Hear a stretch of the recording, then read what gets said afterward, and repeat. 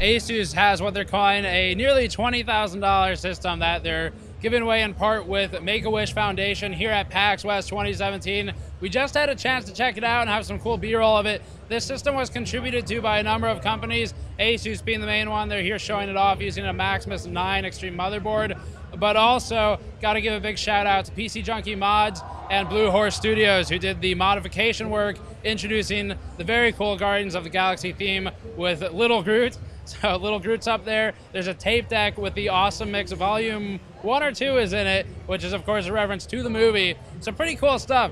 Before getting to that, this coverage is brought to you by our Patreon backers at patreon.com/gamersnexus. If you'd like to help us directly with this type of reporting, you can get involved there. You can even join us on Discord to talk with the GN members and other members of the community. Alternatively, check out gamersnexus.squarespace.com to pick up a shirt. Basically, the component layout, I was going to walk you all through it, is they've got two 1080 Ti's. They are Poseidon cards, so they're liquid cooled for open loop. And those have, I think, a mirrored RGB effect on the top. Those hook into the rest of the open loop, which cools a 7700K, which is, again, on the Maximus 9 board. That Maximus 9 board has a full cover, or a monoblock on it, covering the VRM and the CPU. So there's full coverage on all the hot components. And then outside of that, they're running a bunch of Corsair parts for the fans and the PSU and the memory, and then Primo Chill parts for the liquid cooling. So that'd be your tubing, and I think they've got a 240 and a 360 rad on there as well.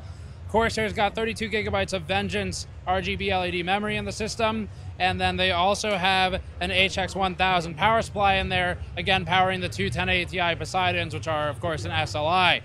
The cool part though is the mod. So the mod originally was a Corsair, I think, 460X case, which is one of their Crystal Series cases that we showed at Computex or CES a year or two ago.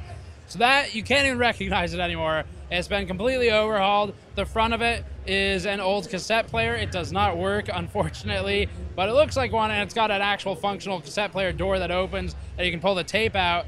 So that's the front of the case, and then the top of it is mostly just a clear glass, so you can see into the components. And there's a Groot on top with two buttons, the do not press buttons, one of which is, I think, power. I'm not sure what the other one does, but there are two buttons up there. And in terms of components, if you're adding it up in your head going, $18,000, I could build a dual 1080 Ti and 7700K system for way cheaper than that. The reason is because case mods are not free, and the liquid cooling components aren't either. So it's pretty expensive to get all those parts together. Add up all the MSRPs plus the cost of the mod, you arrive to that number pretty easily. So pretty cool project. We wanted to highlight it because case mods are always cool, and seeing them at PAX is just especially interesting. We don't see a ton here. We see them mostly at Computex. So there you have it. That's the winning and so far the only mod we've seen for the show. And that one goes to a good cause. So basically the idea, I think they're doing a make a donation to Make-A-Wish, and then you get entered into the raffle. Something to that effect. We'll try and leave a link below if you want to get involved with that. And it's basically a raffle for a good cause type of thing. The person who gets drawn gets the system.